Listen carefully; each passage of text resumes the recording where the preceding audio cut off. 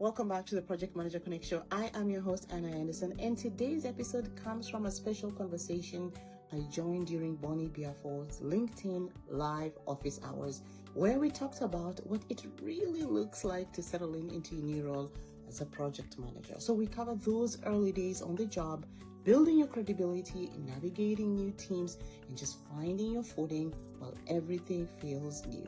If you're new to project management, recently or promoted, or transitioning into a new role as a project manager, this conversation is one you do not want to miss. Let's jump in.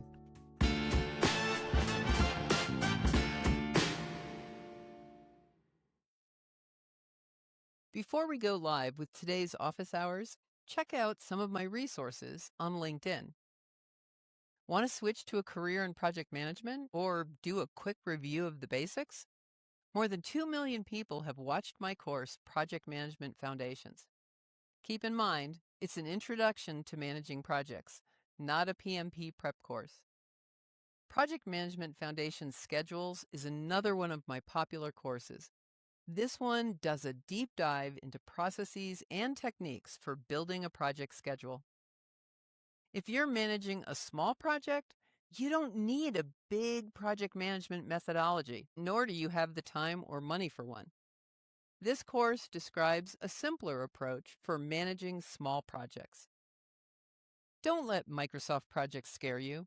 My course, Learning Microsoft Project, walks you through the absolute basics in a little more than an hour.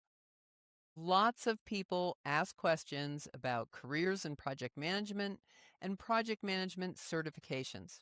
So Chris Croft and I created this course to answer them. I have more courses in the LinkedIn Learning Library. Just type my name in the search box to see a list. Many have been translated into several languages, so you might see a different list. My free weekly Project Pointers newsletter has been dishing out project management tips and techniques since 2019. You're watching this, so you already know about my live broadcasts. Once the live event ends, you can watch the recording anytime you want. And with that, let's go live with today's event. Hi, Anna. Welcome to this office hours. Hi, happy Friday. How are you? I am fabulous. And you? I know Good. you're busy. Yeah, it's busy. It's cold. It's actually snowing.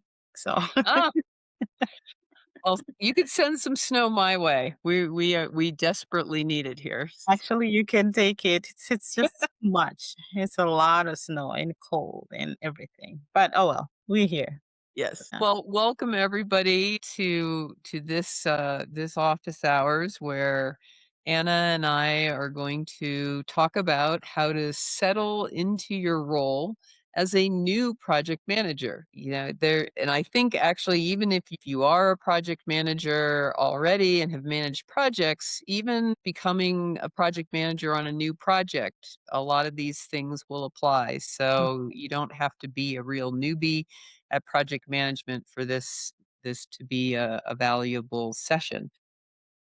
A couple of housekeeping things. Please add comments. Tell us first of all where you're joining us from. It's always interesting to see where our audience is.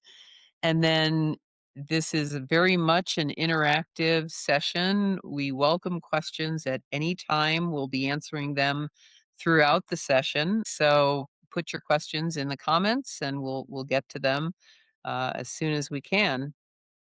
yeah. And then with that, we're gonna start talking about, well, the other thing I have to say is if you do not follow Anna on LinkedIn, you really should, because quite honestly, she has a lot more resources for project managers than I do. She gets into parts of helping project managers that honestly that I don't. And I follow her and I always enjoy your posts and just like all the things that you offer people. So thank you for that. No, thank you. And you as well. You have tons of resources. I follow your newsletter and you have an amazing library of courses on LinkedIn. So definitely, if you're looking to take Project Management Foundation, Schedule, Microsoft Project, tons of courses out there. Just search for Bonnie, you'll see her out there. So definitely. Yeah. Yeah. So, all right. We have a couple of people joining us here from Yeah. Barcelona, Sao Paulo, Los Angeles. I know. I just love seeing I mean, okay. One of the things that I love about, and I've been doing courses for LinkedIn, well, actually lynda.com since 2009. And just one of the things that I love about this is the fact that like, I get to interact and help people basically on pretty much every continent. I think I had someone on a live broadcast who was connecting from Antarctica, so I really can say every continent. No, that's good. But that's actually pretty cool. So I love it too because then you just know that the world is a global village and we Yeah. can all connect in topics that make sense for all of us. That's amazing. We have Rome, Spain, UK. Welcome, guys. Yeah, thanks everybody for joining us. Mhm. Yeah, so let's dive in. The first topic that we were going to get started with Mhm. is, what to focus on in those initial days, your first 1 to 3 months of either a project or being a project manager on your first project. Yeah. Yeah, it's interesting because first of all, getting that role is a lot of work. Now, when you finally get that role, you're like, "Oh, holy cow, I need to make sure that I'm perfect so that I don't go through the whole looking for an opportunity and stuff." But pat yourself on the back if you get an opportunity because again, the job market has been what it is. So yeah, so I guess one of the things when you first join, depending on your organizations, because different organizations have different ways of onboarding their people. Some people already have a structured format and stuff like that. Some people you have to just dive in and figure it out as you go. But I always say, first of all, listen. It's important to just pay attention and listen because you don't know what they're working on. Yes, they've given you a high level scope of your project and what your role is going to be, but you still don't know who the people, the resources are, and everybody else. So at least listen in to pay attention. So that soft skill of active listening is very, very important, in my opinion. You may feel like I want to jump to Z, but it's important for you to get to A and ask as many questions, of course, during A, B, C, D before you get to Z. But listen. Active listening is one of the things. And also just observing new team members, understanding who they are, understanding, of course, who your project sponsor is, because chances are sometimes even the person who interviewed you or the people who interviewed you are not even going to be on your team. So these totally new people on your team. So get to know who they are so that you can start even setting up a few sessions just to, talk to them. What your expectations for me in the first, 30, 60, 90 days? What about you? What are your thoughts? Well, actually, the first comment that I will make is, don't be surprised if those people that you ask, what their expectations are. If it's very likely they might not know how to answer that question. Yeah. Hmm. Hmm. And Hmm. so the other thing I would recommend is, you know, I've done a session where you talk about, what about when you're working with a sponsor who doesn't know what their role as a sponsor is, how you kind of tell them. So if the people that you talk to don't have expectations, for you, come prepared to Yeah. say, well, this is what I was thinking about doing. So then once you give them that, they can say, "Oh," it might actually jog some ideas from them of Hmm. what they would like you to do. Yeah. Yeah. Um, Yeah. Another thing is sometimes depending on how you were hired. So let's say you were hired as a full-time employee, as I said, maybe your organization has some type of onboarding process. But sometimes as a contractor, because I've seen this, you have to get the ball rolling because you're paid by the hour. So they yeah. expect you to know at least understand, pick things up very quickly. So that's what they mean. Like pick things up very quickly so that you can start supporting them because they have a short period. Maybe your contract is 3 months, 6 months, 9 months, and they have a quick delivery. So they Mhm. want you to get on board very, very quickly, even though it's a 30, 60, 90 days. They probably want you to get ramped up within 30 days so that you're familiar with the scope, you know your team, you know your timeline, you create schedules, all that kind of stuff within this fast month because they have a quick delivery and you're only there for a temporary period of time. The other thing that one of the things that I would suggest, and I remember this from a project that I worked on where I actually joined a small company that was part of a very large project. And so I was kind of their representative project manager, but this project had been going on. And so I'm diving into the middle of it. And the first call that I was on with this team, the question that I asked was of the triple constraints scope, schedule, budget, like what are the priorities of those 3 constraints on the project? And Mhm. of course, the answer that came back was, "Oh, there's no they're all important. Mhm. You have to meet them all." And it's like, it's mathematically impossible. So the one thing I would suggest is I would ask that question, but I would also be prepared to have the discussion with them about why you do have to prioritize. And and if they really don't budge, the one technique that you can use is, okay, well, let's say that, the schedule, we're running behind on the schedule. If that's the case, like what is acceptable to you? Would you rather try to spend more money to fast track or crash the schedule and get it back on track? Or, do you want to look at what scope can be done? Like, do that like what if scenario. No, that's actually a good idea because then it helps you understand you need to bring in additional resources to come and support the project, especially if you're crashing the schedule. That means then you may have to do a couple of rework in terms of testing and all that stuff. So that's very a good idea and also good questions to keep in mind as well. Yeah. Um, Another thing I wanted to talk about was also just building that trust because people remember you from the last time they saw you. So you starting to build that trust with your team. Of course, you don't know everything yet, but building that trust and relationships is going to be important because you want you to be them to come to you. So you're the go-to person project management related type stuff. You don't want them to start, referring, okay, reach out to maybe your sponsor. And your sponsor is not in your daily meetings. You are probably in your daily meetings. So that just building those relationships, I think, is very important as well. Yeah, Mhm. absolutely. Yeah. Well, and when you think I always say projects are about people. So yeah, the better the relationships are, the more people understand who you are, what you're capable of, and the more you know about them, the better everyone can do their jobs. So, Yeah. People, process, product. Yeah.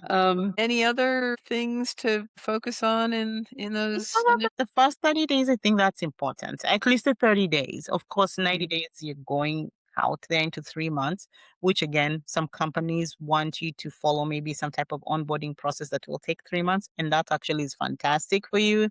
If you're joining that way, you're following a plan. But again, always keep in mind that some organizations are moving quickly. And so your ways of ramping up you should ask them what are your thoughts, where should I be in 30 Yeah. days and 60 days and 90 days, such also and you're just not assuming, be based on your previous organization or maybe even based on what you've read and things like that.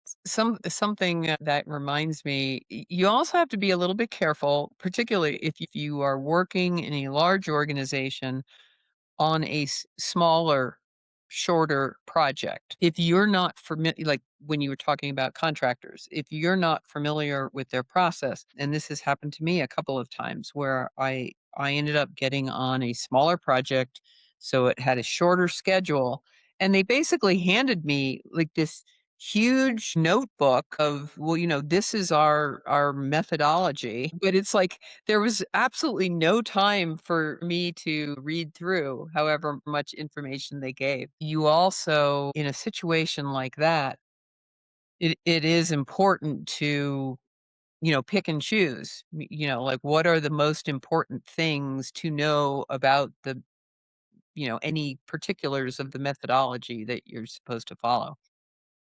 And so those are other questions to ask the people in that organization if you are not familiar with it. That's actually a great idea because sometimes you don't know if people are doing things iteratively, if they're doing things sequentially. When is your next delivery? Type of release process do you guys have in this organization? Should I be planning for one? There's a lot of questions to ask, but also stuff to just write down to make sure that also as you're asking these questions, maybe they're referring you to, as you said, they give you a book, but also hopefully they're referring you to maybe to a shared drive or Mhm. platform where you can see some of all this information. Yeah. So actually, someone's asking a question or wants some advice on how to market yourself as a new project manager where you're certified, but you have no experience. I mean, first of all, depending on what type of certification you're talking about, for example, with a PMP, you actually have to have project management experience before you can get that particular certification. I think the CMP. CAPM? Yes, thank you. Or CAPM, sorry. Yeah, yeah. I don't think that requires work experience, but No. still, the one thing I always tell people is if you don't have experience working on projects for corporations, one thing that, and I'm doing it today. I do a lot of volunteering and I get to use my skills as a project manager helping these nonprofits. Volunteer for if you have a local, like a PMI chapter, volunteer to help with some of the events and things that they do. Volunteer for other types of nonprofits and look and see what they need help with, what processes need to be improved and offer, say, hey, I think we could improve this, or we might be able to, you know, raise more funds if we did something, and then offer to be the project manager. You can use that to gain experience, and you can actually use that to even possibly getting references from those nonprofits. Yeah, yeah. And there are tons of platforms out there also that you can go on and do short-term volunteer opportunities. You mentioned PMI, but also there's websites where you can go and search for, like, for example, catchafire.org is a great website. They have short-term projects where you can apply. The projects are 3 weeks. Some of them even run up to 3 months. And you probably have to commit to maybe 5 to 10 hours a week. That is work. That is project Mm. management. That is just because you're not being paid doesn't mean it's not experience. So you should utilize those opportunities also to do that.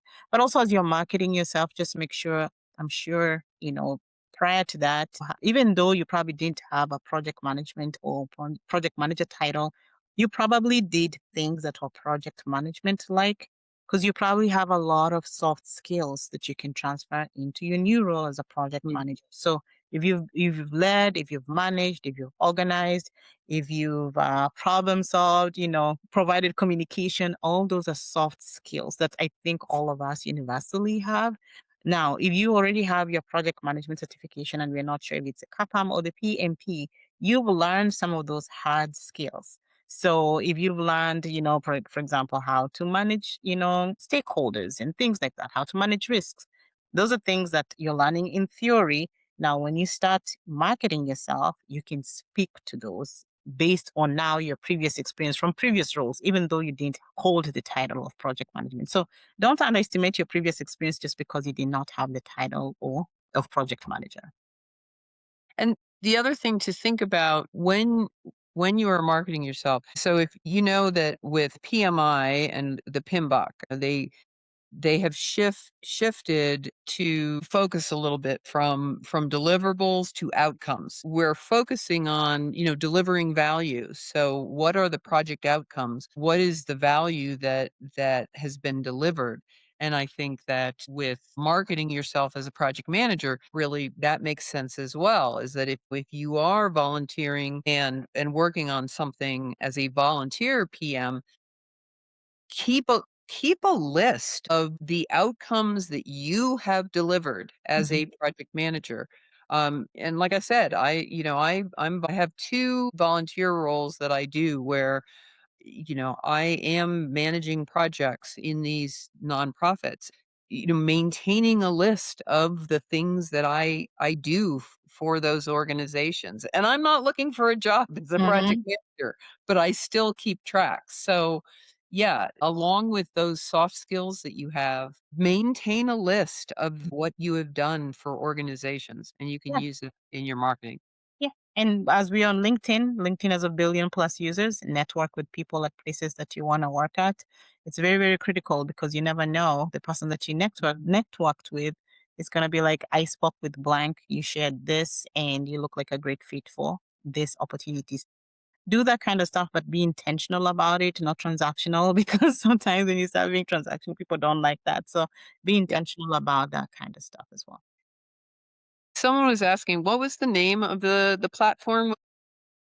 Yeah, catch a fire, like catch something, Um, fire.org. And then there's another one also called Volunteer Match, either .com or .org. Please just confirm both it, URLs. what did you say it was? Volunteer? Match, like Uh, okay. MATCH. I'm gonna, yeah, do a search for those, and Yeah, you either should. .com or .org, one of those. So I'll leave that up for a while. Mhm. Um, and so another thing that we wanted to talk about is how do you build credibility? And you started to talk a little bit about that in our first topic, but what would you like to add? Yeah. So as you're starting to know your team and you're starting to know the scope of your project, there are things that are going to come out of meetings that you need to start following through. For example, meeting notes or following up with people and stuff like that. You following up on those commitments are going to Mhm. help your team also start building credibility and also trust you as well. Because now they can see you as someone who is dependable and they can reach out to you. Now, will you know all the answers? Definitely not. I don't know what developers are doing. They are smart people doing a lot of stuff behind the scenes that I'm not familiar with. But following through and saying I'll follow up with ABC to check in on blank and then I'll get back to you, or just sharing at a meeting, I don't know, but let me get back to you. That goes far than either you keeping quiet or you not following through and everybody's left wondering what happened to that. Just doing that kind of stuff, I think one of the things just helps build credibility. Yeah, and I think that I've known several people who just never got comfortable with the idea of saying, "I don't know." They have this feeling that they always have to know all the answers. And in fact, I was actually at a meeting with some of the people at the Denver or the Mile High chapter of PMI, and the president of the chapter was there, and at one point, he said, he goes, "Oh, I don't know how we do that." And, it's like, "I really should know." And I turned to him, I said, "No, you shouldn't. That is your job as the president of this chapter is to have the big picture. Mhm, You shouldn't be getting into the weeds like that." I think that it is actually much more powerful in building credibility to say, I don't know the answer, but because this is important now, mhm, I will go find the answer for you. mm. No, You that's actually a good thing, and I think as a new PM, and also I learned this the hard way because when I first started being as a PM, you feel like, gosh, they hired me, now they're gonna think I don't know. But it's okay. It's okay to say you don't know. People will actually take you more seriously than you keeping quiet and trying to fumble and you don't even know how to explain it. You don't even bring someone who already knows or that is a subject matter expert to come and explain it for you, sort of you bringing in secondhand information that you're just fumbling. So I learned that the hard way and it was a hard lesson that it's Yeah, okay to say I do not know. It goes a long way. yeah. Yeah. I think one other thing also is just that communication that you have regularly. So once you establish a team and you have some type of cadence, also just have a cadence in terms of maybe sending out your status reports. Like, is it Mm, every other week or every Friday? Or, just that way people can know like, okay, now Anna's gonna send the status report. I can expect something today.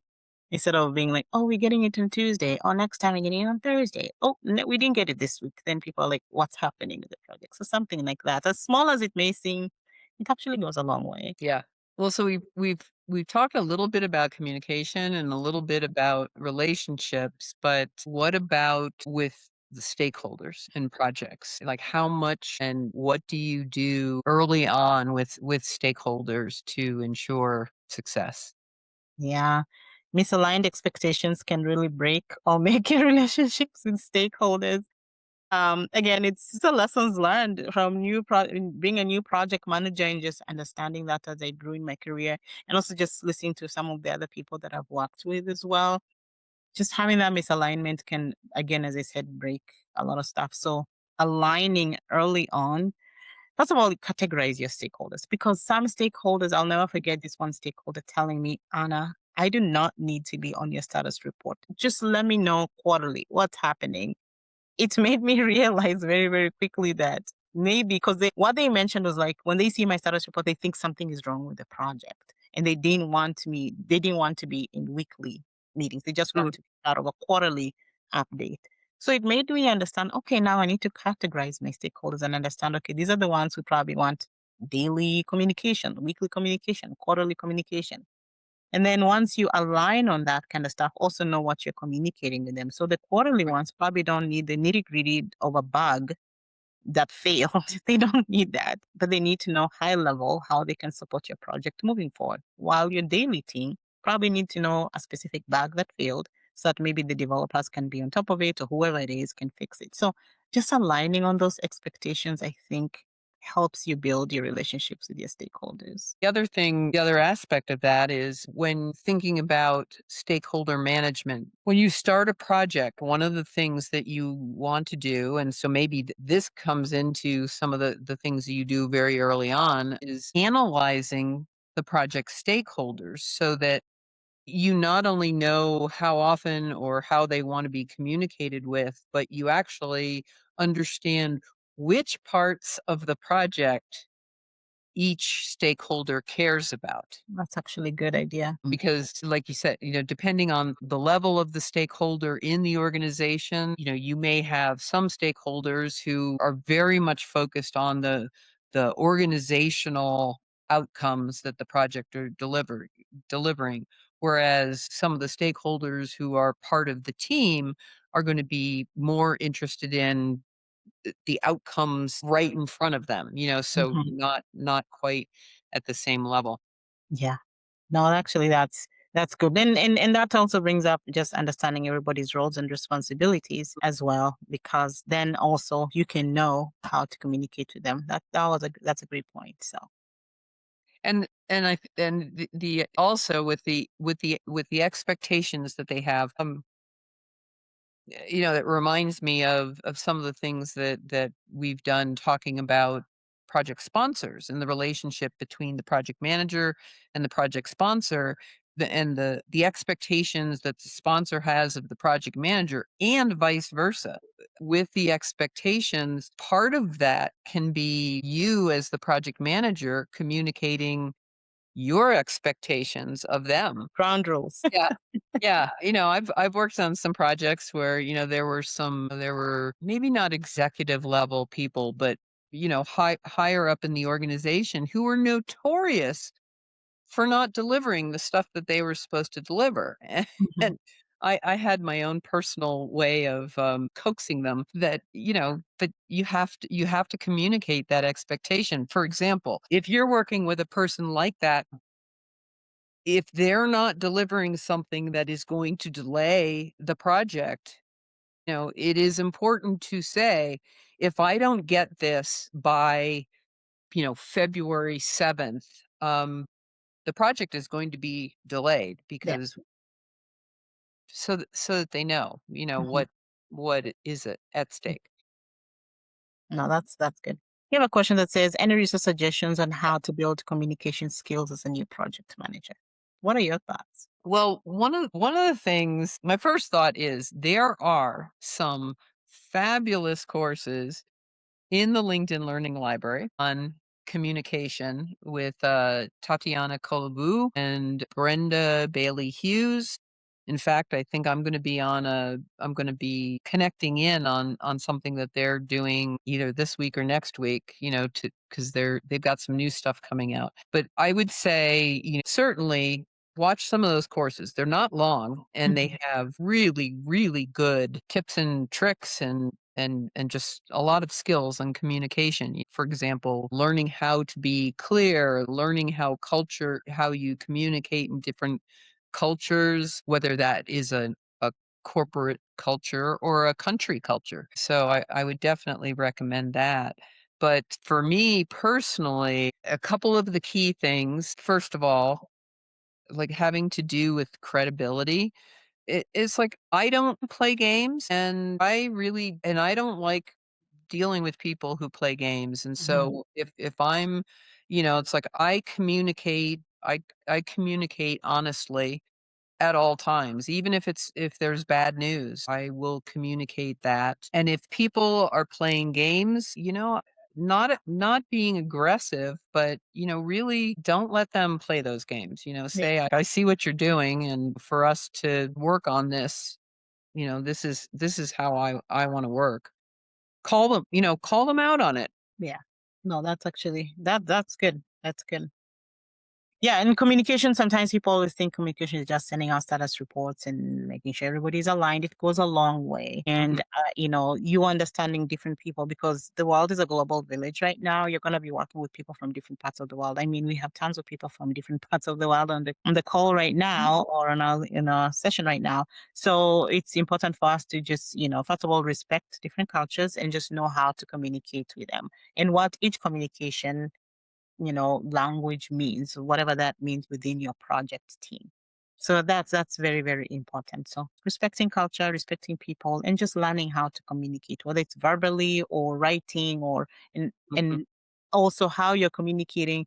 There's some people who you'll probably send formal communication. There's some people where you're just gonna quickly send a quick IM, how are things going, things like that. So and that goes with you having to build those relationships with people and understand how people receive your communication as well. A couple of really quick things. If you are communicating via email, always put what you want from the person you're emailing at the beginning of the email. I can't tell you the majority of people will send an email that has many, many paragraphs that provides like all the background. And then at the end of the email, they say, I would like you to Mhm. do X. And it's like, no, put put it what you want from them in the subject line of the email. And then they can read the background, but you don't want people to close the email before they've seen your request. And I think the same thing when you're communicating like with meetings,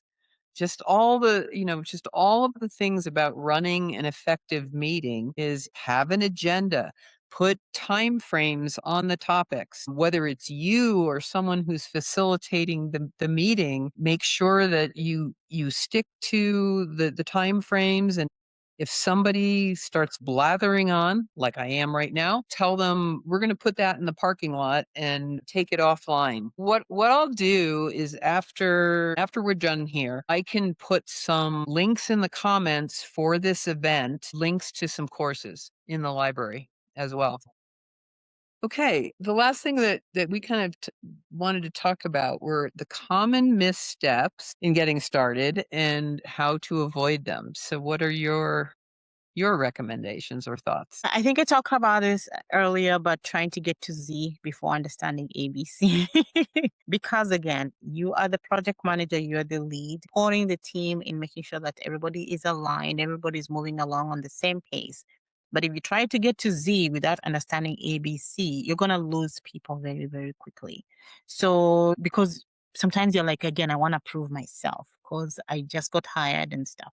Now, it depends also the role that you've been hired. Some people are very niche oriented. So for example, you maybe been hired as a technical project manager who has understanding of Python. Maybe the project has Python. That one maybe you can help in working and understanding the details or, cybersecurity project manager, this niche type stuff. And you can help and understand what it is because now you're bringing in your knowledge as well of that niche portion. but also lean onto your team, because as a project manager, you're not doing things in a silo, you're doing with a team. That's why you have business analysts. That's why you have QA people. That's why you have developers. That's why you even have end users on your project. So lean onto them to support the progress of your project in terms of schedule, timing, scope, and all that stuff. And don't jump trying to know everything because sometimes it could impact also part of your credibility as well. I'm trying to think of some of the things that I've run up against. I can share one other one as you're thinking Oh, go about ahead. that, or Go just ahead. saying yes to everything. Yes. Yeah, any request? Yes, we can do that. I think our team can do that. Not knowing that it's going to impact your scope, your schedule, your resources, your budget. So before you say yes, assess the impact. Understand, is it going to impact our project? How is it going to impact our project? Who do I need to talk to? Is it something that's even is it critical for the functionality of what we're trying to deliver, right? And okay, and that makes me think of, this is something that happens a lot. So, and this is whether you are the project manager from the beginning of the project, or you're maybe stepping in as the new project manager in the middle of the project. People are going to come up to you in the hallway or come to your office or your cubicle, and they are going to ask you, and they're going to want answers from you. Um, before you know what's going on in the project. And this goes back to the saying, I don't know, but I will find out. But it goes beyond that of, somebody may actually take advantage of the fact that you are new and say, so when do you think this is going to be done? And y- our initial reaction is to want to answer. Yeah. Don't do it. Because people hold on to you, Yeah. hold you to that. Yeah. Yeah. So whether it is the beginning of the project or comes later, you just don't answer those hallway questions, because yeah, you'll regret it. Yeah. No, that's true. I think another thing, as far as some of those early mistakes, or I'll say, yeah, I like missteps better than mistakes, because it's, you learn from these things, so it's not a disaster. But I think going back to the stakeholders, prioritizing your stakeholders and picking, a few key stakeholders, and like we've talked about, getting to know them, starting to build your relationship with them at the beginning, so that you are building that relationship, the trust with the highest priority stakeholders in the project. Because when you do that, they will be there to support you later on when you need it. Yeah. No, for sure. That's a good point. Yeah. So, Okay. All right. We're almost yeah. getting to the end here. Someone said if you had to choose a PM for IT company, would it be to hire a highly credentialed pure PM with a PMP but no IT experience, or a PM with only CAPM certification who has hands-on experience? I mean, it depends. I've worked with people who have amazing project management experience and they do not have the certification, and vice versa. So it depends on what your needs are and your immediate needs are. Certainly, everybody does provide value to your project. So if you feel like maybe the person who has more experience with CAPM certification, that's fine. And some people actually think, and this is maybe a discussion for another day, some people always think a CAPM just because it's lower, for lack of a better word to use, lower than a PMP, it is not that valuable than a PMP certification. I think a CAPM is a great certification. It's, just because of the requirements are different from a PMP doesn't mean it's not an amazing project management professional certification. So yeah, it depends on what your immediate needs are. If you plan to maybe train the person who has pure project management experience and then learn because and then they continue to learn, and then they have a value add with their PMP, go for it, or vice versa. I also, in some respects, I will say that pure credentialed, pure project manager isn't necessarily a project manager, because if you don't have, don't have some experience, and you haven't learned some of the lessons of dealing with people in all the different ways that you do in a project, Mhm. um, trying to manage a project. I mean, if somebody handed you the PMBOK and said, "Okay, you're going to manage the project using this," you can't do it. So really, the experience is important. But as you say, I mean, I think that, and I'm like, really, I do not, hiring in any way in terms of, like, I don't look for jobs, and I don't have jobs to provide to people. So I'm kind of out of that loop. But I think that it's important. It really is important for organizations to have a broader view of their candidates for roles. Having it set up where they say, must have a PMP and must have this and must have that is. I mean, I know that's what most companies are doing, but I don't really think that that's the right approach, because it misses out on really good candidates. Oh, yeah, yeah. And I've had clients. I had an elementary school principal land a project management role without any project title or certification. She used her skills as an elementary school principal. And Mhm. in hindsight, she was a project manager because she was Yeah. managing a school. So, and she landed an opportunity in one of the big techs yeah, so things like that. So, yeah. So one thing we're going to kind of wrap up here, but the one thing that I wanted to make sure that I wanted you to be able to talk about this is tell people about what you have coming up.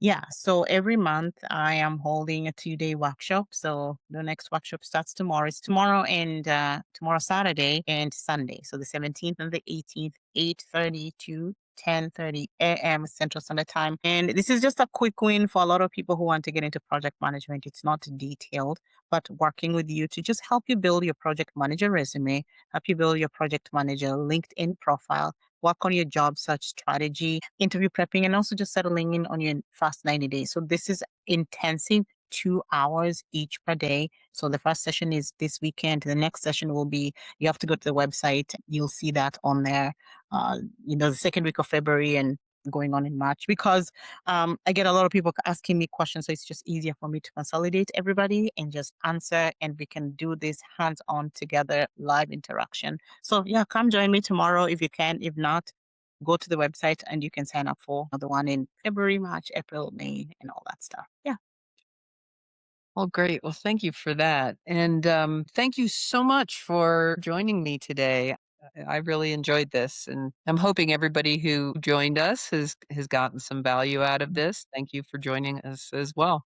Yeah. Thank you guys for joining us. And it's always lovely to be with you. Talk project management. I Yeah. truly do enjoy that. So thank you everyone for joining. Tons of people from different parts of the world. Appreciate you guys. Have a fantastic weekend. One thing I'm just gonna end with, I am actually gonna I've started working on it, on some articles for my newsletter. I'm gonna start interspersing some articles that talk about how I use my project management skills in the projects of my life. Those two projects for a company, it's like how I use my skills, and that actually might also help you see how much you are already using project management skills that Mm-hmm.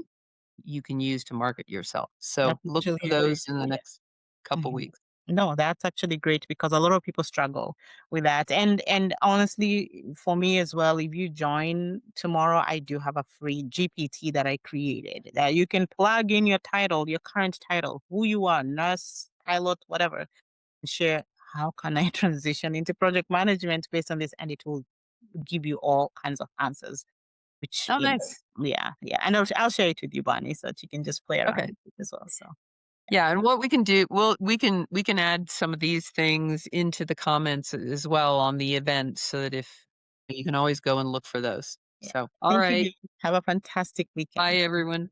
Okay, bye.